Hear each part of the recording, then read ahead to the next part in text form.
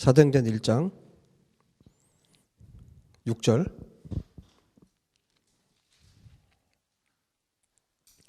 그들이 모였을 때 예수께 여쭈어 이르되 주께서 이스라엘 나라를 회복하심이 이때니까 하니 이르시되 때와 시기는 아버지께서 자기의 권한에 두셨으니 너희가 알 바 아니요 오직 성령이 너희에게 임하시면 너희가 권능을 받고 예루살렘과 온 유대와 사마리아와 땅끝까지 이르러 내 증인이 되리라 하시니라. 이 말씀을 마치시고 그들이 보는데 올려져 가시니 구름이 그를 가리어 보이지 않게 하더라. 올라가실 때에 제자들이 자세히 하늘을 보고 있는데 흰 옷 입은 두 사람이 그들 곁에 서서 이르되 갈릴리 사람들아 어찌하여 서서 하늘을 쳐다보느냐. 너희 가운데서 하늘로 올려주신 이 예수는 하늘로 가심을 본 그대로 오시리라 하였느니라. 아멘. 오늘 말씀을 좀 다시 한번 지난주에 이어서 좀 더 보려고 하는데요. 이스라엘의 메시아의 왕국을 메시아께서 다스리고 통치하시는 그 나라로 회복하는 때가 지금입니까? 그렇게 물었을 때 예수께서 대답을 하셨어요. 오직 성령이 너희에게 임하시면 너희가 권능을 받고 예루살렘과 온 유대와 사마리아와 땅끝까지 이르러 내 증인이 되리라. 그래서 이 말씀으로 예수께서 다시 오시기 위해서 두 가지 조건이 있다고 말씀드렸죠. 하나는 땅끝까지, 그야말로 땅끝까지 예수와의 복음이 전파돼야 되고, 이 말씀은 마태복음 24장에도 말씀을 해 주셨죠. 그리고 이스라엘 나라가 회복이 돼야 되는 거죠.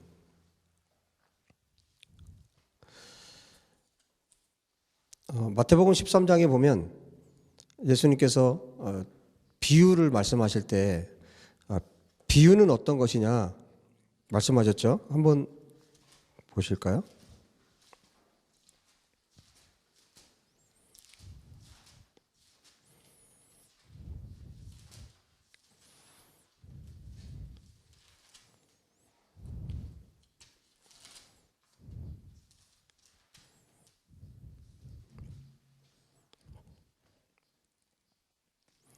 마태복음 13장에 보면 우리가 비유를 이해하는데 굉장히 중요한 메시지가 여기에 있습니다. 13장 35절에 보시면 34절, 35절 34절에 보시면 예수께서 이 모든 것을 무리에게 비유로 말씀하시고 주님이 하시는 말씀을 전하시는 방식이 비유로 많이 말씀하세요. 그리고 심지어 비유가 아니면 아무것도 말씀하지 않으셨으니 그러셨어요. 34절. 그 이유가 있어요. 35절. 이는 선지자를 통하여 말씀하신 바 내가 입을 열어 비유로 말하고 창세부터 감추인 것들을 드러내리라 함을 이루려 하심이라.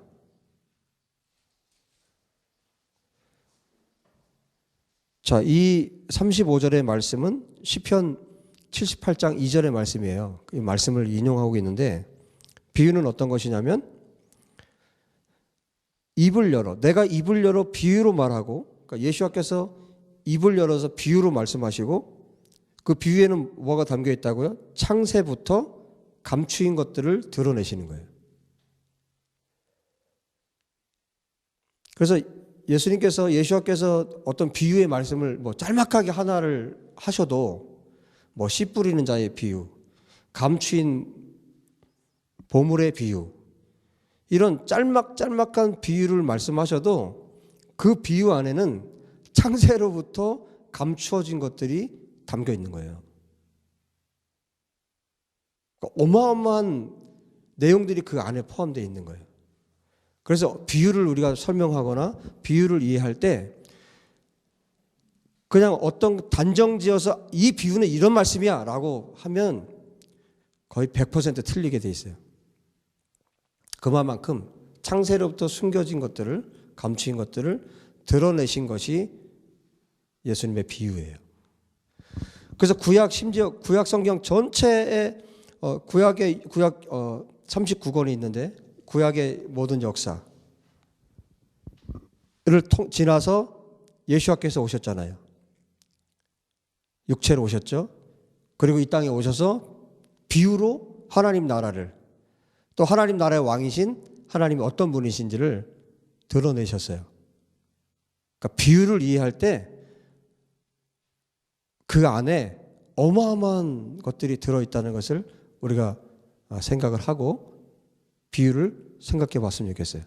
1장을 오늘 사실 2장, 3장을 제가 말씀을 전하려고 했는데 오늘 갑자기 주님께서, 성령께서 기도하는데, 아침에 기도하는데 이 말씀을 더 나누도록 마음을 주셔서 오늘 더 말씀을 더 나누고 이제 2장, 3장은 다음에 좀 더 나눌 거예요. 뭐 오늘 더 좀 나갈 수도 있고요. 자, 그래서 비유를 말씀드렸는데 그럼 비유 중에 하나를 좀 보도록 하겠습니다. 누가복음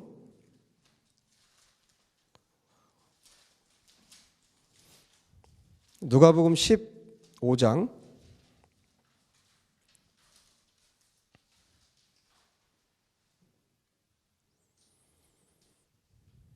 15장 11절부터 보면 여러분들이 아주 잘 아는, 우리나라에서는 뭐 돌아온 탕자로 알려져 있죠.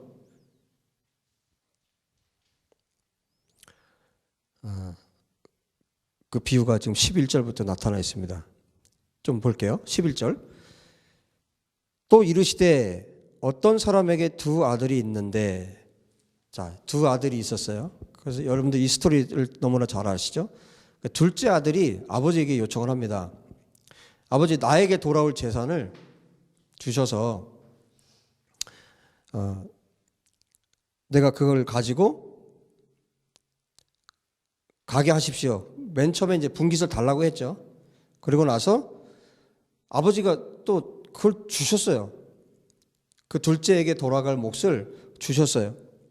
그래서 13절에 보면 그 후 며칠이 안 되어 둘째 아들이 재물을 다 모아가지고 자기에게 돌아올 재산을 다 모아가지고 먼 나라에 가서 허랑방탕하게 재산을 다 낭비했어요. 그리고 다 없앤 후 그 나라에 크게 흉년이 들어 그가 비로소 궁핍한지라. 가서 그 나라 백성 중 한 사람에게 붙여 사니 그가 그를 들로 보내어 돼지를 치게 하였는데 그가 돼지 먹는 쥐염 열매로 배를 채우고자 하되 주는 자가 없는지라.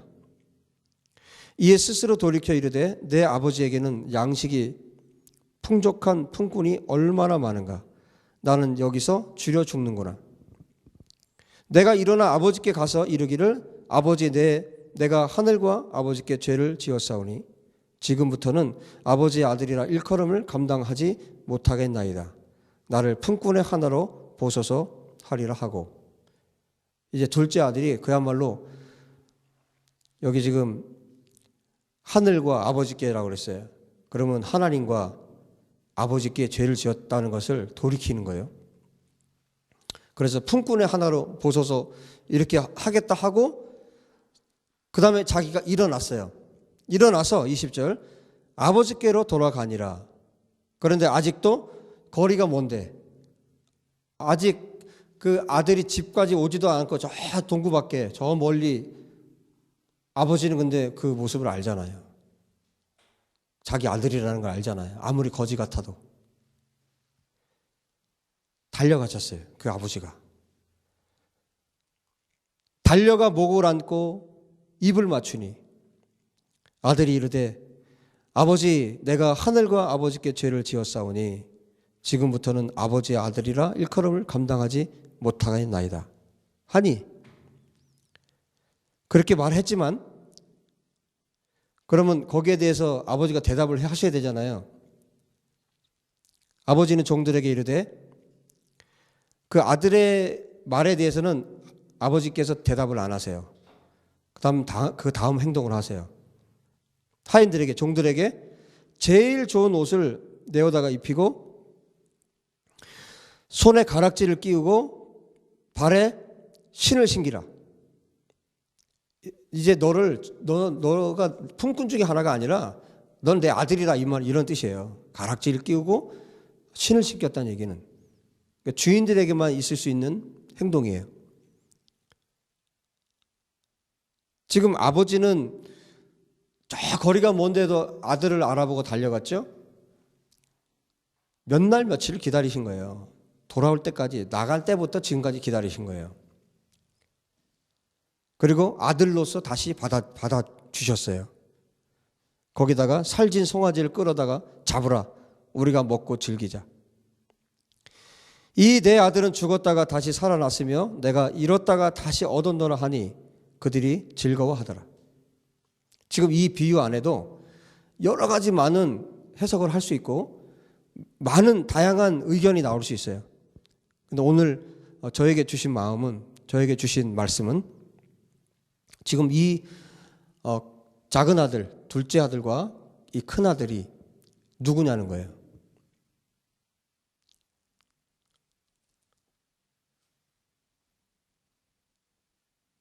저는 이 본문이 어디로 연결이 됐냐면 로마서 11장으로 연결이 됐어요. 좀 더 볼게요. 25절 이제 맏아들이 나옵니다. 큰아들. 맏아들은 밭에 있다가 돌아와 집에 가까이 왔을 때에 풍악과 춤추는 소리를 듣고 한 종을 불러 이 무슨 일인가 물은데 대답하되 당신의 동생이 돌아왔음에 당신의 아버지가 건강한 그를 다시 맞아들이게 됨으로 인하여 살진 송아지를 잡았나이다. 듣자마자 화가 치밀어 올랐어요. 듣자마자. 상식적으로 말이 안 되는 일을 아버지가 하신 거예요. 이건 상식이 아니에요. 왜냐하면 그 지역에 그때 당시 예수님 당시에 이 지역에서 예를 들어 아버지가 돌아가시지도 않았는데 재산을 달라. 이건 아버지를 죽은 걸로 간주한 거나 마찬가지예요. 돌아가시지도 않았는데 재산을 달라고 말을 할 수가 없어요. 그때 당시의 문화나 풍습 그런 구조상. 이 아들은 그야말로 형이 봤을 때는 얘는 그냥 호적에서 파낸 거예요. 그냥 얘는 없는 애다 이거예요. 이 아버지한테는 자기만 있는 거예요.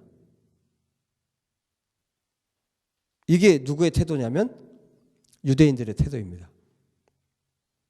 이스라엘 유대인들의 태도예요. 장자.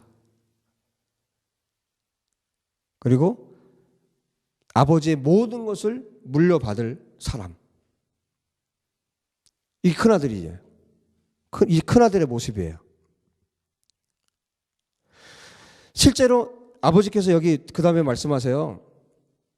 지금 28절에 그가 분노해서 노해서 큰아들이 노해서 들어가고자 하지 아니하거늘 아버지가 나와서 권해요. 둘째 아들, 큰아들이 지금 밖에 나갔다 돌아왔다는 소식을 아버지가 들었어요. 안에서. 지금 아버지는 작은 아들이 돌아와서 너무너무 지금 행복해 있는 상태인데 큰아들이 지금 왔다는 소식을 들었는데 집 안으로 안 들어오고 있는 거예요. 그래서 아버지가 눈치를 채고 밖으로 나갑니다. 그래서 권하는 거예요. 큰아들한테. 아버지께 대답하여 이르되 내가 여러 해 아버지를 섬겨 명을 어김이 없거늘. 이 여러 해라고 했지만 여러분 이스라엘이 몇 해를 섬겼습니까? 수백 수천 년을. 그렇지 않아요? 수백 수천 년을. 저 이방인들은 어떻게 살지언정 하나님의 부름을 받고 이스라엘이 택함을 받고 이 이스라엘의 택함을 받고 어떻게 살았습니까? 어마어마한 고통을 당하면서 살았어요. 그리고 수백 수천 년을 아버지를 섬겨왔어요. 나머지 이방 나라들은 어떻게 살거나 말거나 그래서 하나님께서 이 민족에게 사실상 모든 것을 다 주셨어요. 우리 끊임없이 보죠. 로마서에 그들에게 주신 것들이 뭐가 있습니까? 한번 보실까요? 9장에 보면 4절에 말씀하죠. 양자됨이 있고 영광, 언약들, 율법을 세운 것, 예배, 약속. 모세가 어느 나라 사람이에요? 이스라엘이죠. 아브라함을 불렀을 때 그 한 사람을 불러서 이스라엘이라는 민족을 하나님이 세우셨어요. 유대인. 신약에 와서 우리가 유대인과 이방인, 이 이스라엘이라는 민족을 하나님이 세우셔서 이스라엘에게 모든 것을 주셨어요. 지금 조상들도 그들의 것이고, 육신으로 하면 그리스도가 그들에게서 나셨고, 모든 것이, 하나님 아버지의 모든 것이 누구의 것이에요? 이스라엘의 것이에요. 이스라엘에게 전부를 준 거예요. 장자에게. 실제로 주님이 여기 말씀하세요. 보세요. 이 형이 너무너무 화가 나서 내가 여러 해 아버지를 섬겨 명을 어김이 없거늘 내게는 염소 새끼라도 주어 나와 내 벗으로 즐기게 하신 일이 없더니 아버지의 살림을 창녀들과 함께 삼켜버린 이 아들이 돌아오매 이를 위하여 살진 송아지를 잡으셨나이다.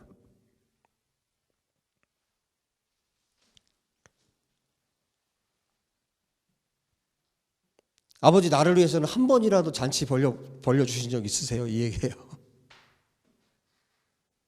큰아들이 아버지 나를 위해서 한 번이라도 이렇게 해보신 적 있으시냐고. 재산 다 탕진하고 온 저 녀석에게는 저렇게 잔치를 벌려주고 나는 내 친구들하고 잔치 한 번이나 해주신 적 있냐고 그렇게 지금 따지고 있는 거예요. 31절에 아버지가 말씀하십니다. 예, 너는 항상 나와 함께 있으니 내 것이 다 내 것이로되. 이스라엘의 아버지의 모든 상속이 이스라엘에게 주어졌어요. 큰아들 장자에게. 아버지의 것이 다 이스라엘의 것이야. 여러분 좀 전에 우리 로마서 9장 봤지만 뭐 빠진 거 있어요? 아버지 영광이 이스라엘의 것이고 예배가 이스라엘의 것이고 언약과 약속, 성경의 모든 약속이 이스라엘에게 주어진 거예요. 그야말로 지금 아버지가 하신 말씀처럼 아버지의 모든 것이 네 거라는 거예요. 이스라엘의 것이에요.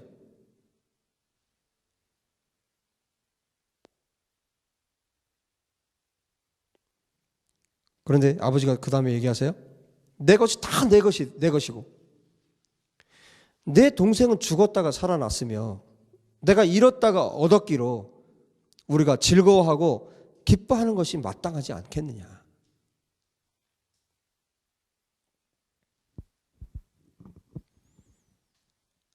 그걸로 끝이 났어요. 이 이야기가. 어떻게 됐을까요? 지금 이 말씀을 듣는 회중들에게 또 우리에게 사실 묻고 있는 거예요. 주님이. 이 이야기가 어떻게 됐겠니? 아버지하고 지금 큰아들이 바깥에서 지금 실갱이를 하고 있어요. 큰아들이 들어가야 돼, 집으로. 아버지와 함께. 지금 이 세대가 그렇지 않습니까? 여러분 가만히 보세요. 작은 아들이 자기의 분깃을 받아서 다 모아가지고 갔어요. 예를 들어서 땅을 갖고 있었으면 땅이 이제 자기 몫이었으면 그 며칠 안에 팔아버린 거예요. 그거를. 여러분 땅이라는 게 어떤 건지 아시잖아요. 몇 날 며칠을 두고 가장 좋은 가격에 팔아야 되는 게 땅이에요. 그런데 며칠 안에 이거를 해결해야 되니까 제값을 못 받았겠죠. 당연히.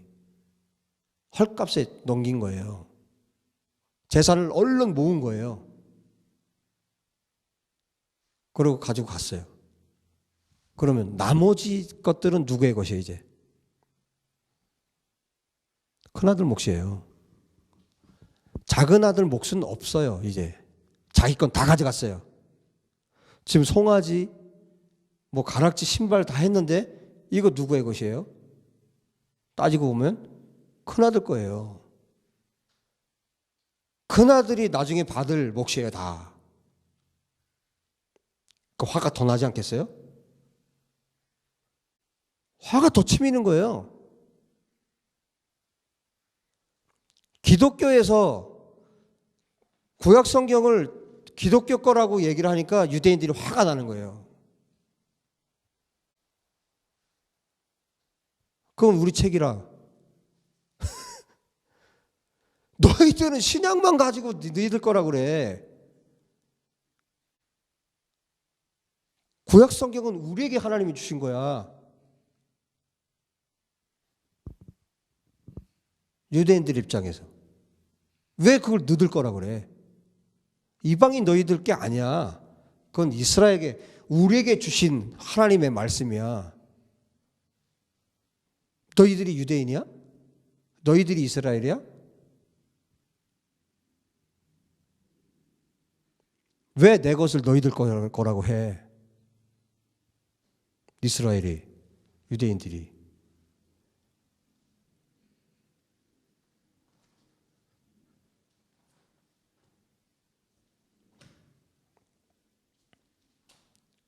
지금 그런 상황이에요.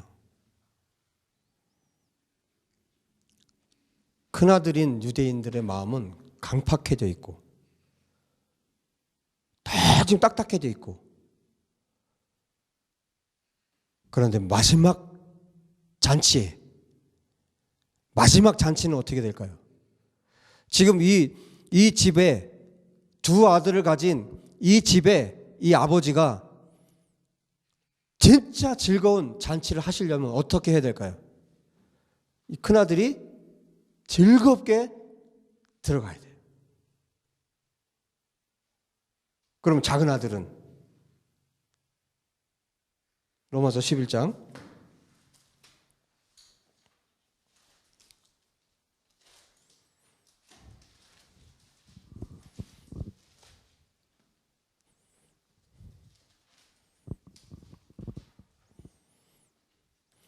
여러분, 큰아들이 지금 집 밖에 있으니까 작은 아들이 어떻게 고약하게 생각하냐면 무시하는 거예요. 아버지, 그 형을. 아버지 말도 안 듣는다고 무시하는 거예요. 자기가 어떻게 돌아오게 됐는지, 어떻게 그 아버지가 자기를 받아들였는지를 생각을 하지 않아요. 그리고 자기가 잘난 줄 알아요. 교만해지고,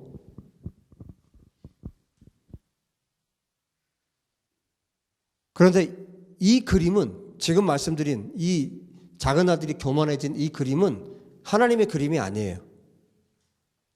그 누가복음 15장에 예수님께서 하신 비유의 그림도 아니에요. 예수님의 마음은 비유를 말씀하시면서 무엇을 보신 거예요? 끝에 잔치를 생각하신 거예요. 유대인과 이방인이, 큰아들과 작은아들이 하나 돼서, 정말 사랑으로 하나 돼서 아버지를 섬기는 것이, 이게 마지막 예수님의 이 비유의 마지막. 지금 여기서는 열린 채로 끝났지만 마지막 그림이, 예수님의 마음의 그림은 그 그림인 거예요. 그게 어디예요? 그게 계시록이에요. 그게 또 어디 있어요? 이 로마서 11장이에요. 우리는, 이방인인 우리들은요, 작은 아들인 우리들은 내 것이 없어요. 우리의 것이 없어요. 이 둘째 아들처럼 아무것도 없어요. 에베소서 2장에 표현하고 있죠, 사도 바울이. 그리스도 밖에 있었고 하나님도 없고 세상에서 소망도 없고, 그게 우리예요. 이 둘째 아들처럼. 그러면 우리가 취해야 될 태도는 뭡니까? 둘째 아들이 취해야 될 태도. 로마서 11장을 보시면 이렇게 말씀하세요. 11절에 그러므로 내가 말하노니 그들, 여기 그들은 누구냐? 그들은 이스라엘이에요. 그들이 넘어지기까지 실족하였느냐? 그럴 수 없느니라. 그들이 실족해서 완전히 끝장이 날 정도로 넘어졌느냐? 그게 아니라는 거예요. 지금 큰아들이 들어올 수 있죠? 집 안으로. 아버지한테 화를 내면서 아버지 어떻게 그럴 수 있습니까? 넘어지기까지 실족한 게 아니에요. 그럴 수 없느니라. 그들이 넘어짐으로 구원이 이방인에게 이르러 이스라엘로 시기나게 함이니라. 그들의 넘어짐이, 이스라엘의 넘어짐이 세상의 풍성함이 되며 그들의 실패가 이방인의 풍성함이 되거늘 하물며 그들의 충만함이리요. 그들의 넘어짐이 세상의 풍성함이 됐어요. 사도행전 2장에 보면 오순절 성령의 역사가 일어날 때 각국에서 모인 유대인들이 있죠. 각국에서 유대인들이 모였어요. 거기에 보면 제가 그때 당시에 지도를 한번 살펴봤어요. 그때 당시에 지도를 살펴봤는데 뭐 바데인, 메데, 엘람, 메소포타미아, 뭐 시리아, 뭐 아시아에서 온 사람들, 본도에서 온 사람들, 리비아, 이집트, 제일 먼 곳에서는 저쪽 이탈리아 쪽, 오늘날의 이탈리아. 정말 먼 곳에 그때 당시에 사방에 사람들이 유대인들이 흩어져 있었어요. 오늘날로 말하면 뭐 유대를 중심으로 말씀드리면 그 아래쪽으로는 뭐 이집트, 지금으로 말하면 이집트, 리비아, 그리고 그 아래쪽은 수단 뭐 에티오피아 여기까지. 그리고 오른쪽으로 보면 이라크, 뭐 시리아, 이라크, 그다음에 그 옆에 이란까지. 자, 유럽 쪽으로 쭉 지나가 보면 이쪽 이탈리아, 맨 끝에는 이탈리아. 그 위로 지금 뭐 어디가 있는지 아시죠? 프랑스, 독일, 그 유럽 쪽이 그쪽에 있잖아요.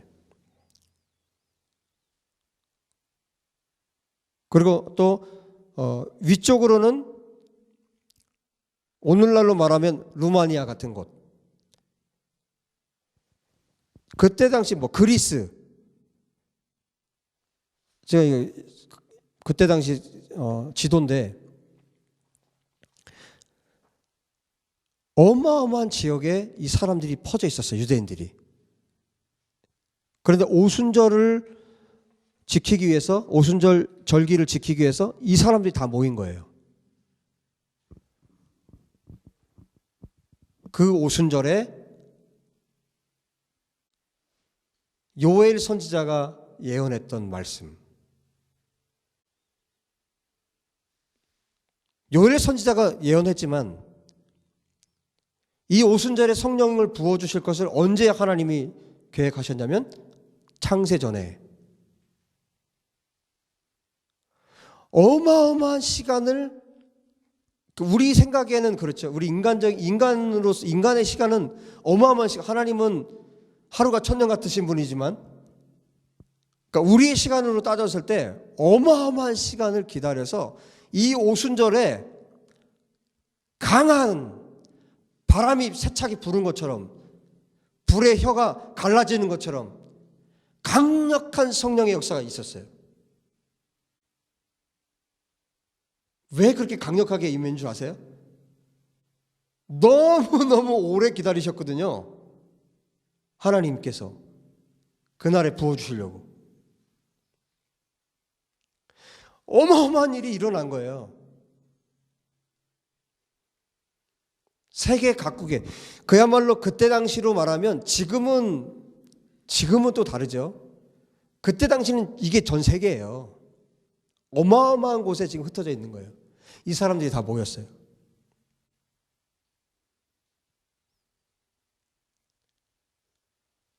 근데 마지막 때에는 이때하고는 비교할 수 없을 만큼의 성령의 역사가, 요엘 선지자가 예언했던 그 성령의 역사가 그때 다 이루어진 게 아니에요.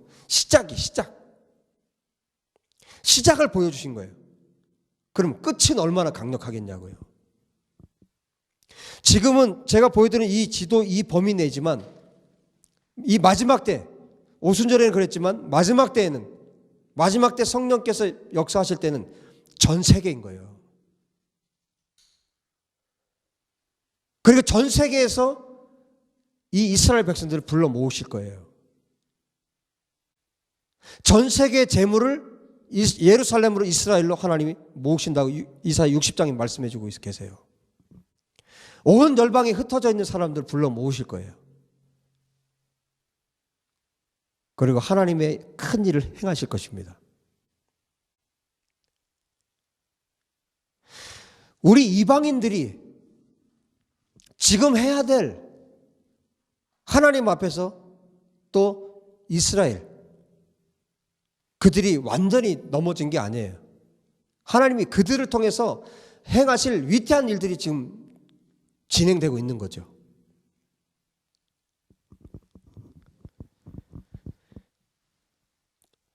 지금 사도 바울이 이것을 말씀해 주고 계세요. 한번 보세요. 계속 보시겠습니다. 13절, 내가 이방인은 너희에게 말하노라. 내가 이방인의 사도인 만큼 내 직분을 영광스럽게 여기노니 이는 혹 내 고륙을 아무쪼록 시기하게 하여 그들 중에서 얼마를 구원하려 함이라. 그들을 버리는 것이 세상에 화목이 되거든 그 받아들이는 것이 죽은 자 가운데서 살아나는 것이 아니면 무엇이 일이요. 이스라엘을 버리는 것이 세상에 화목이 되었어요. 오순절에 모였던 그 사람들이 흩어져서 복음을 전하기 시작했죠. 그리고 AD 70년에 결국 하나님께서 예언하신 대로, 선지자를 통해서 또 예수님께서 직접 말씀하신 대로 전 세계로 이스라엘이 흩어져 버렸어요. 완전히 꺾여버렸어요. 이스라엘이. 그냥 흔적조차 없을 정도로 흩어져 버렸어요.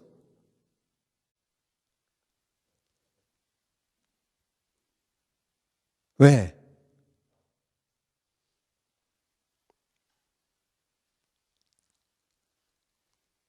둘째 아들을 위해서.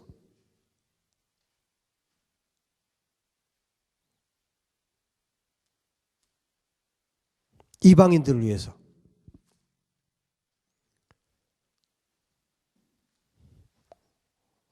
그래서 바울이 말하는 거예요. 그들을 버리는 것이 세상의 화목이 되었다.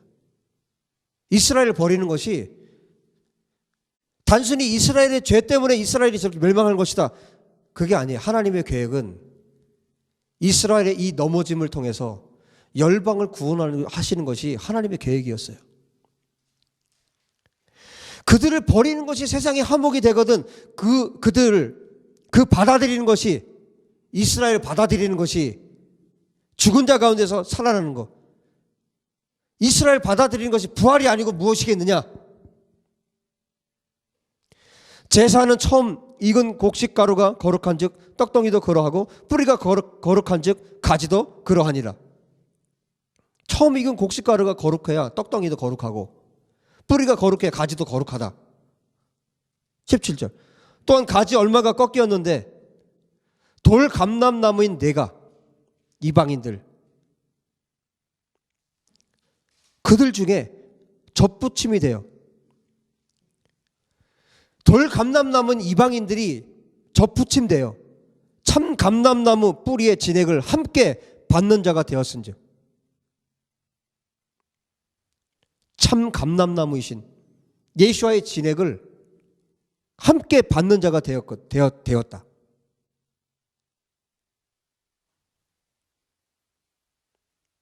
그럼 어떻게 해야 돼요?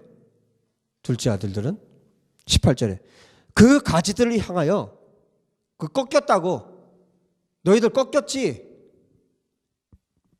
너희들 아버지한테 대들었지? 아버지한테 대들고 너희들 심판받았지? 그게 이스라엘 아니야? 그렇게 말하지 말라는 거예요. 그 가지들을 향하여, 그 이스라엘 꺾인 그 가지, 그 꺾인 이스라엘을 향해서 18절에 자랑하지 말라. 자랑할지라도 내가 뿌리를 보존하는 것이 아니요 뿌리가 너를 보존하는 것이니라. 여러분, 우리가 이스라엘 앞에서 자랑할 것이 없어요. 얼마나 교만한지 아세요? 기독교가 얼마나 예수 믿는 사람들이 교만한지 아세요? 이스라엘 유대인 목사님들이 한국에 왔을 때 이 한국 교회의 태도를 보면 알 수 있어요. 얼마나 함부로 하는지, 얼마나 말을 함부로 하고, 얼마나 함부로 이단 소리를 하는지.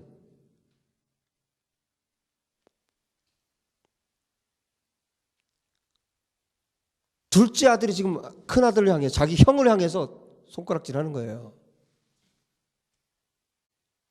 저는 분명히 말씀드릴 수 있는데 그 손가락질하고 있는 그 둘째는 진짜 아들이 아니에요. 아버지 아들이 아니에요. 그건 가짜입니다. 정말 회개하고 그 둘째 아들이 돌아왔다면 밖에서 지금 아버지와 형이 실랑이를 하고 있어요. 들어가자. 못 들어갑니다. 들어가자. 못 들어갑니다. 그러면 둘째 아들이 어떻게 해야 돼요? 뛰어나와야죠. 뛰어나와서 무릎 꿇어야죠.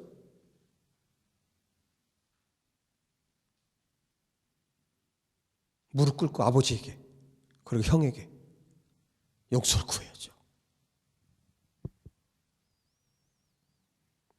형, 들어갑시다. 형, 내가 잘못했어.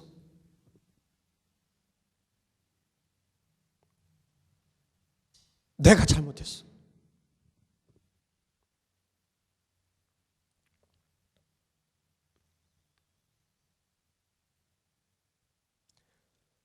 주님이 저에게 이스라엘을 가르쳐 주시고 참회했어요. 참회. 몇 날 며칠을 울었어요. 몇 날 며칠을. 내 죄 때문에. 형을 사랑하지 못한 것 때문에. 이스라엘을 사랑하지 못한 것 때문에. 아니, 사랑하는 것이 아니라 이스라엘 존재 자체를 몰랐어요. 성경에 수천 번을 이스라엘에 대해서 하나님께서 말씀하셨는데 그 이스라엘하고 나하고 상관이 없다고 나는 생각했어요. 수도 없이 성경을 읽으면서 그 이스라엘과 나하고 상관이 없다고 생각했어요. 한 번도 나는 연관지어서 생각해 본 적이 없어요. 신학교를 10년을 다녔어도 한 번도 나는 이스라엘과 나를 연관지어서 생각해 본 적이 없어요.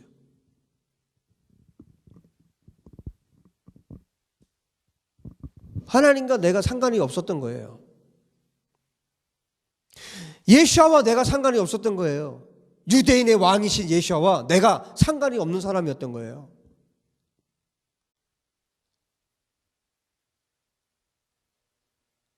이게 지금 기독교의 모습이고 이게 한국 교회의 모습이에요. 하나님과 관계가 없는 거죠.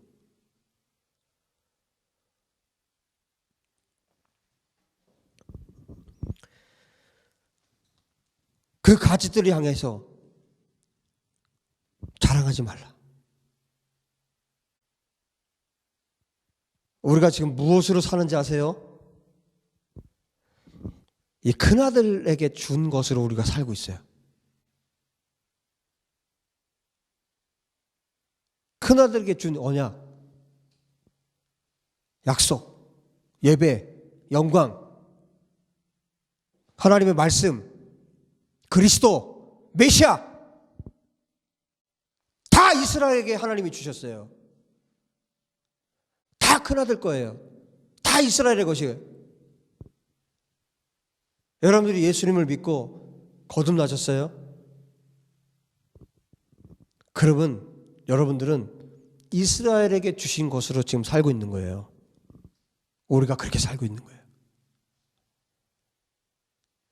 우리는 자랑할 것이 없어요. 정말 무릎 꿇고 겸손하게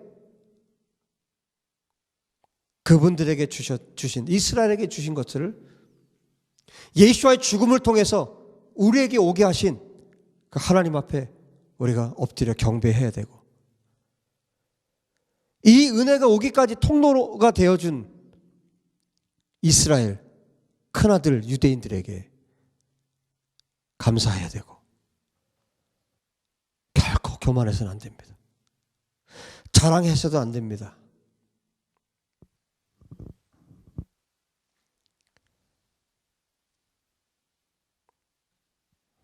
(19절에) 그러면 내 말이 가지들이 꺾인 것은 나로 접붙임을 받게 하려 함이라 하리니 옳도다.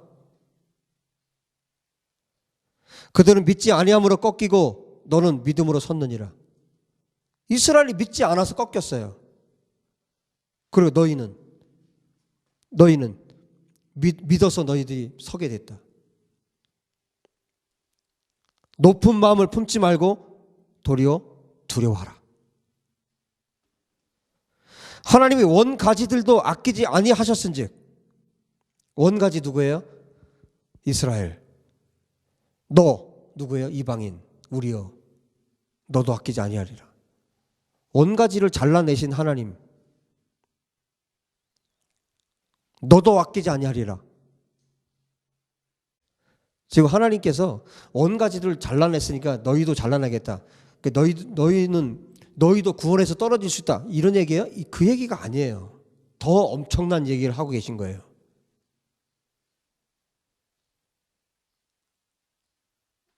뭐 하라는 거예요? 두려워하라는 거예요. 그리고 거듭난 사람이라면 이 말씀을 그대로 받을 수 있어요. 정말 두려움으로 받을 수 있어요. 거듭나지 않은 자들은 이 말씀을 우습게 여길 겁니다. 함부로 여길 겁니다. 그러므로 하나님의 인자하심과 준엄하심을 보라. 넘어지는 자들에게 그 준엄하심이 있으니 너희가 만일 하나님의 인자하심에 머물러 있으면 그 인자가 너희에게 있으리라. 그렇지 않으면 너도 찍히는 바 되리라. 두려워하라는 거예요. 그리고 정말 하나님을 경외하는 자, 거듭난 자들은 이렇게 하지 않는다는 거예요. 그들도 믿지 아니하는데 머무르지 아니하면 접붙임을 받으리니 이는 그들을 접붙이실 능력이 하나님께 있습니다. 그들도 믿으면, 이스라엘도, 여러분 원래 가지에서 잘린 데서 다시 붙이는 건 쉬워요. 이스라엘은 하나님이 하시면 그렇게 하실 수 있어요. 훨씬 쉬워요, 이방인들보다. 그들에게 말씀이 있고 언약이 있고 예배가 있고 영광이 있고 하나님을 경외하는 마음이 그들 가운데 있어요. 그들의 메시아가 예수아라는 것만 알면 그들은 끝나요. 내가 원 돌 감람나무에서 찍힘을 받고 본성을 거슬러 좋은 감람나무에 접붙임을 받았으니 원가지인 이 사람들이야 얼마나 더 자기 감람나무에 접붙이심을 받으랴. 얼마나 쉽겠느냐. 원래 붙어 있었던 이 이스라엘은 얼마나 쉽겠느냐.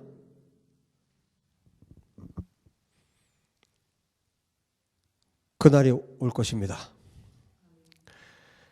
이제 땅끝까지 예수와의 복음이 전파되고 그 둘째 아들이 들어오고, 이것을 다른 말로 표현하면 25절에 형제들아 너희가 스스로 지혜 있다 하면서 이 신비를 너희가 모르기를 내가 원하지 아니하노니 이 신비는 이방인의 충만한 수가 들어오기까지 이스라엘의 덜어는 우둔하게 된 것이라. 이스라엘의 충만한 수, 멜로, 이스라엘의 충만한 수가 들어오면 그때까지 이스라엘은 어떻게 됐다고요? 우둔하게 된 것이라. 이스라엘의 더러는 우둔하게 된 것이라. 그러니까 부분적으로 딱딱해졌다는 뜻이에요.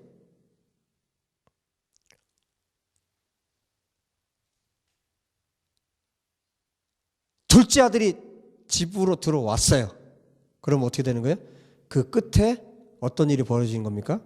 이스라엘의 회복이 일어나는 거예요. 이방인의 충만한 수가 차면 이방인에게 하나님에 대한 메시아에 대한 예수와에 대한 충만한 계시가 있고 이방인들이 예수께 돌아오면 이 잔치집으로 들어오면 그때 곧 형도 들어옵니다. 큰아들도 들어옵니다. 이스라엘이 그때 회복이 됩니다. 이스라엘의 메시아의 나라가 임하는 때가 지금입니까? 때와 시기는 너희가 알 바 아니요. 너에게 성령이 임하시면 온 유대와 사마리아와 땅끝까지 내 증인이 되리라. 내 증인이 될 것이다.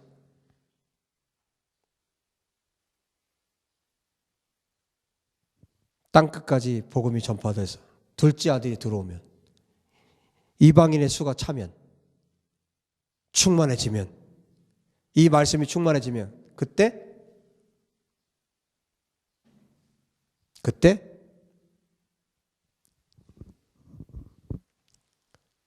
26절 온 이스라엘이 구원을 받으리라. 할렐루야. 온 이스라엘이 지금은 예수를 믿는 유대인이 15,000명 정도 이스라엘에. 그때는 온 이스라엘이 구원을 받으리라. 이것이 하나님의 약속입니다.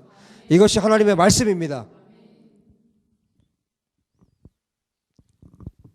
둘째 아들인 우리가 하나님 앞에서 우리 아버지 앞에서 어떻게 있어야 하는지 또 그 큰 형에게 큰 아들에게 형에게 우리가 어떻게 해야 되는지 예수와의 말씀을 통해서 또 사도 바울의 이 말씀을 통해서 오늘 우리에게 깨닫게 하십니다.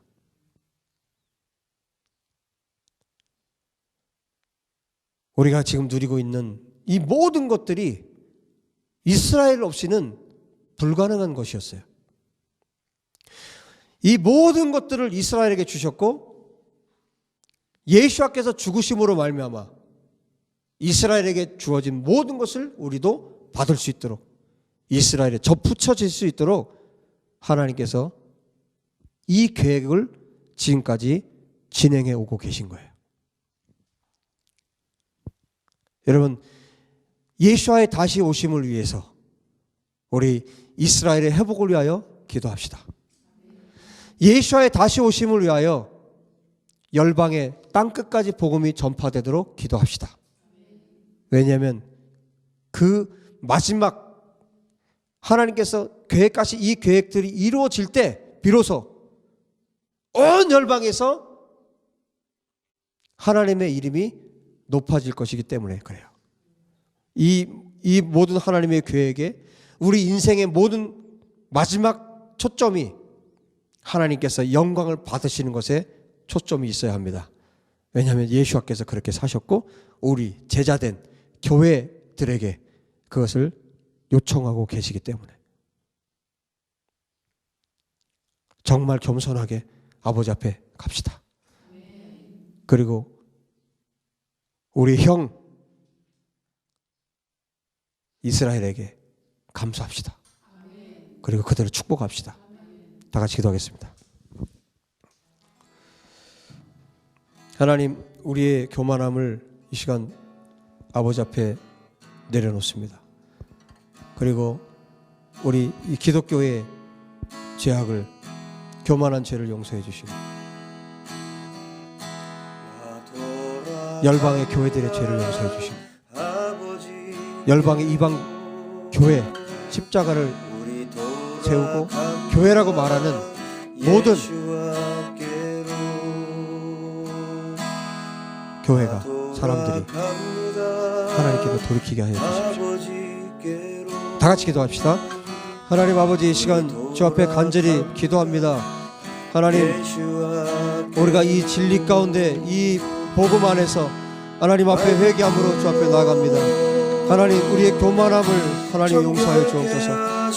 아버지, 이스라엘 통해서 수백 수천 년 동안 수많은 고통과 고난을 통하여 이스라엘에게 주신 모든 그 은혜들을 예수와의 십자가의 보혈로 말미암아 이방인인 우리들에게 허락하신 아버지, 그 은혜를 우리가 알지 못하였고 그 은혜를 우리가 깨닫지 못하였고 하나님 앞에 또 이스라엘 앞에 또 열방 앞에서 교만하게 살았던 것을 용서하여 주시기를 간절히 원합니다. 하나님 아버지, 우리에게 긍휼을 베풀어 주셔서 우리가 다시 한번 하나님 앞에 회개하고 아버지 돌이키기 원합니다. 슈브하기 원합니다. 아버지께로 돌이켜오니 우리를 받으시옵소서.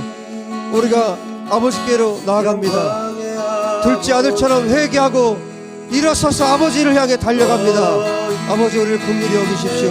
우리를 불쌍히 여겨주십시오. 우리를 받아주시고 우리가 이제 완전히 엎드려져서 우리 교만을 꺾고 겸손하게 아버지 앞에 서기 원합니다. 또한 우리 이스라엘 앞에, 유대인들 앞에 서기 원합니다. 하나님, 이스라엘의 회복을 위하여 기도하지 못한 죄들을 용서하여 주시옵소서. 하나님 아버지, 교회가 교회답게 세워져 있지 않음을 용서하여 주시옵소서. 하나님, 교만함으로 아버지 하나님 주신 것들을, 또 이스라엘 통하여 주신 것들을, 예수와를 통해 우리에게 주신 것들을 함부로 취급하고 여겼던 것을 용서하여 주시기를 간절히 원합니다. 하나님의 말씀을 알지 못하고 깨닫지 못하고 하나님 잘 아는 것처럼 교만하게 아버지 온갖 신학으로 하나님을 재고 판단했던 것을, 이스라엘을 재고 판단했던 죄악을 용서하여 주시기를 간절히 원합니다. 이 땅의 신학교의 죄들을 용서하여 주시고 이 땅의 교회들의 죄를 용서하여 주시기를 간절히 원합니다. 아버지, 바로 우리의 죄, 우리의 죄를 하나님 용서하여 주시기를 간절히 원합니다. 하나님을 판단하는 죄, 아버지 하나님의 말씀을 판단하는 죄, 아버지 하나님 말씀을 온전히 깨닫지 못한 악한 죄들을 아버지 용서해 주시기를 간절히 원합니다. 하나님, 우리가 돌이켜 아버지께로 나아가오니 하나님 아버지, 우리에게 기회를 주시고 이 한국 교회에 기회를 주시고 하나님 이 땅의 신학교들에게 아버지 기회를 주시고 모든 교수들과 신학 교수들과 목회자들과 이 땅의 성도들에게 아버지 교인들에게 기회를 허락하여 주시기를 간절히 원합니다.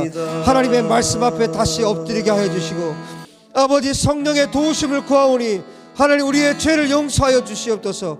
우리의 악한 죄를 용서하여 주시옵소서.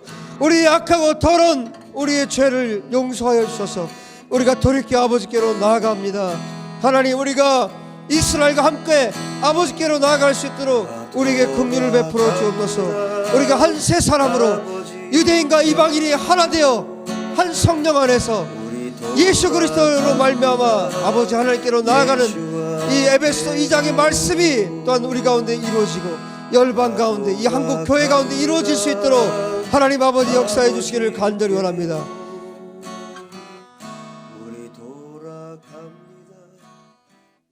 에베소서 2장 18절에 말씀합니다. 그로 말미암아 우리 둘이 유대인과 이방인이 한 성령 안에서 아버지께 나아갑니다. 이것이 하나님께서 이 땅, 이 세계에 바라시는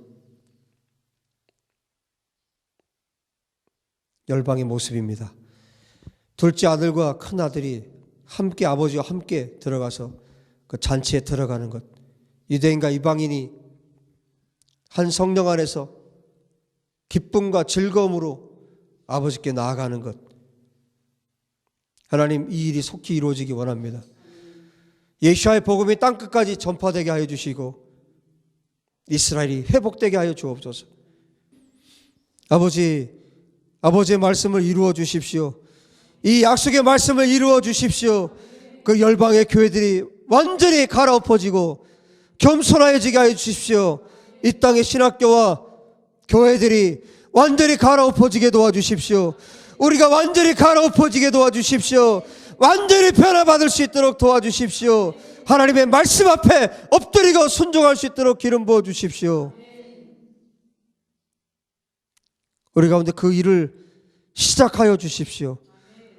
이곳이 바로 이곳이 이 일을 행하는 장소가 되게 하여 주십시오.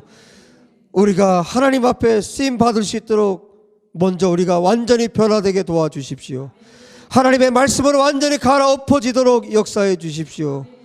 아버지, 우리를 긍휼히 여겨 주십시오. 주님, 우리를 도우십시오. 이스라엘을 도우시고 열방의 하나님의 사람들, 백성들을 도우십시오. 오직 주님께만 이 모든 일들을 의탁합니다. 우리 주 예수와 이름으로 기도합니다. 아멘.